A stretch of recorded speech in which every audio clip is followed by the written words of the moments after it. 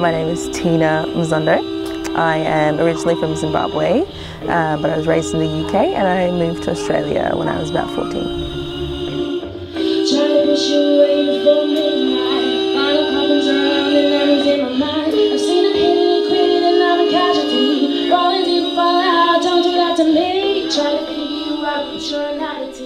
Try to tell you I can't, but you inspire me. And I don't know if I should, but when I look at you, I want to do all the things they told me not to do.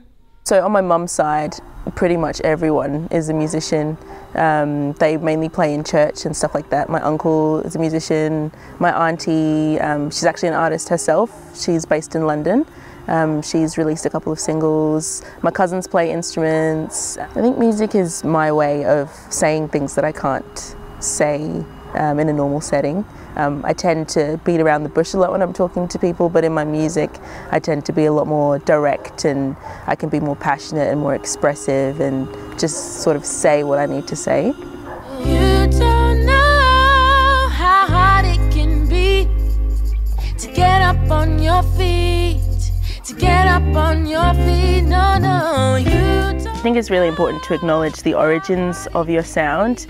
A quote that comes to mind is, you want our rhythm but you don't want our blues. And I think there's a very unique, gritty sound that comes from artists of colour, or really anyone that's been through a real struggle in life. You can always hear the struggle and the tension in their voice. You can always feel like they're trying to reach for something, and that's not easy to imitate. That's actually, it's original, and I think that artists with that sound should be given just as much attention as the artists that are benefiting from that imitation of that sound.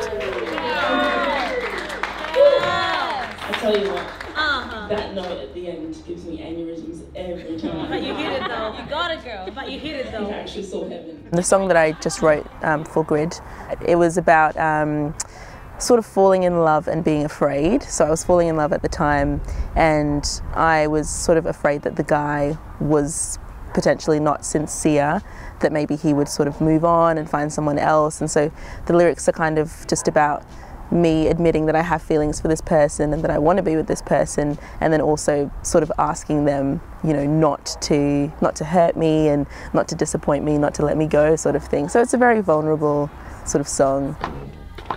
Have you showed your boyfriend this song yet? No. Oh wow, big reveal! Oh yes! Yeah.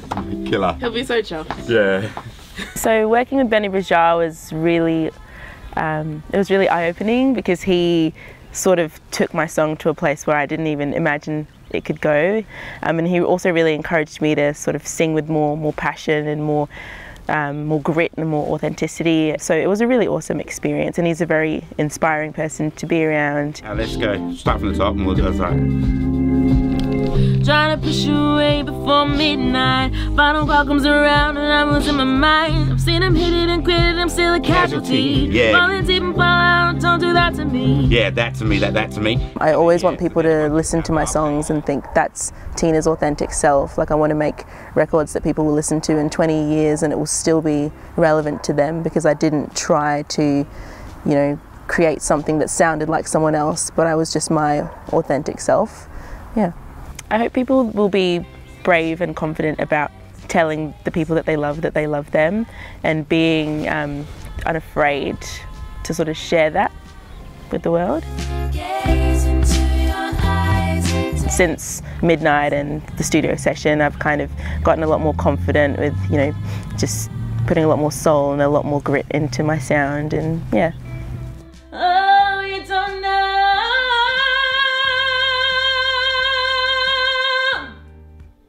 My room is pretty much my studio, so to speak. I have a piano in there, which is actually, it was given to me as a gift by my manager, because his visa expired, so he actually had to go back to Zambia a couple of months ago, and before he left he gave me his piano and he said, you know, carry on making music and never give up on your dream, and I hope this sort of helps you. So my piano is just sort of sitting there in my room reminding me every day not to give up, sort of thing.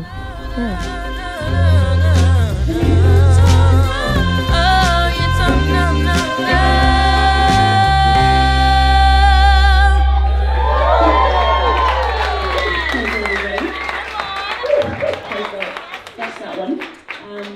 So I'm going to slow things down a little bit.